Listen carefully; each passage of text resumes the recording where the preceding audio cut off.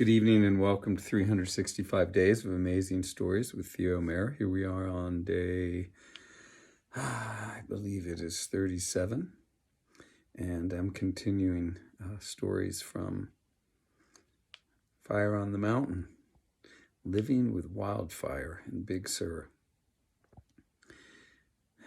I think I left off the story. Chris and I had gone and put out a fire that was in my lower orchard, and he'd never done anything like this before, but we got it out, pushed most of the burning stuff into the road, the bigger stuff, and the rest we covered with dirt. And from there we walked, around the property a little bit more, and after that we got in the car and we drove all the way down to where the houses had burned, both of them.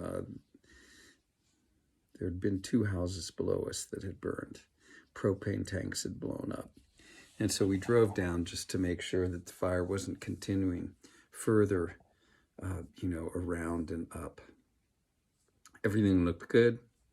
The house that was directly below us, that's all the further we drove to, was just a pile of embers at this point. We get up to the house and it's late or early. It was, 4:30 in the morning. So completely dark outside. It was extremely smoky. I was exhausted, still had a fever. And I decided I would take a quick bath just to clean off all the dirt and sweat from the day. I can't remember the last time I had taken a bath. Now my bathroom is on the second floor of my house, and Chris, I could not convince him to, take a bath or clean himself up. He was pacing around the second floor. So I had just gotten out of the bathtub, and he's like just watching out from all the windows to look for more fire. He was on high alert. And suddenly he says, "Dad, the barn's on fire. The barn's on fire." The barn is down the hill from my house, and you can actually see it. It's quite a ways away, at least, 100 meters, 100 yards away. And I said, "Are you kidding?" He said, no, it's on fire." And I look out the window, and sure enough, you could see that, part of the barn was on fire. You couldn't tell exactly what, but there was flames coming from that building, and it was illuminating the roof of the barn. I pulled on pants and whatever else I needed to pull on, having gotten out of the bath, and we went running down to the barn, which was kind of foolish. I should have driven, but we were just in a hurry to get down there. We get down there, and an ember from below must have gotten into the gutter of the barn where there were a bunch of leaves. Remember, it was the one building that I did not clean the roof or the gutters. And here, that ember had started those leaves in the gutter on fire. The flames were not that big, but 8-10 inches high. And fortunately, I have copper gutters, a metal roof, and the outside materials of the barn are either corrugated metal, cement board, hardybacker board with a stucco finish, or it's concrete fascia board. Very fortunate. Had it been wood, had I had asphalt shingles on the roof, my barn would have surely burned. But as it was, there was sort of a container for that fire to take place. Well, Chris, we had a ladder down there.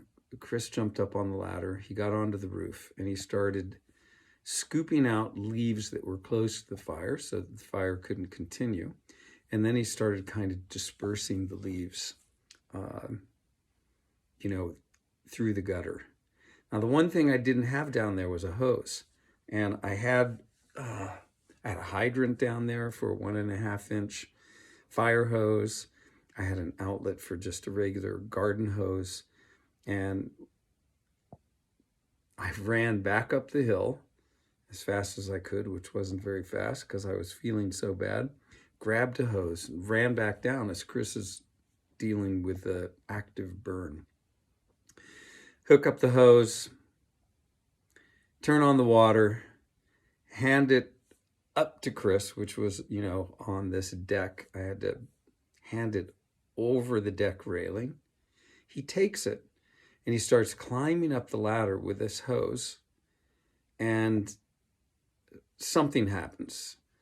The ladder falls, he falls. It's quite a big crash. Doesn't sound good. I can't remember exactly in what way he exclaimed. And then he pulled himself up. I said, Chris, you know, are you okay? He said, I'm fine. Puts the ladder back in place, climbs up the ladder, and hoses off the rest of the burning material that was in the gutters. Didn't take much, but it definitely put out the fire. Climbs back down, turn off the water, put everything away, and we hike back up the hill.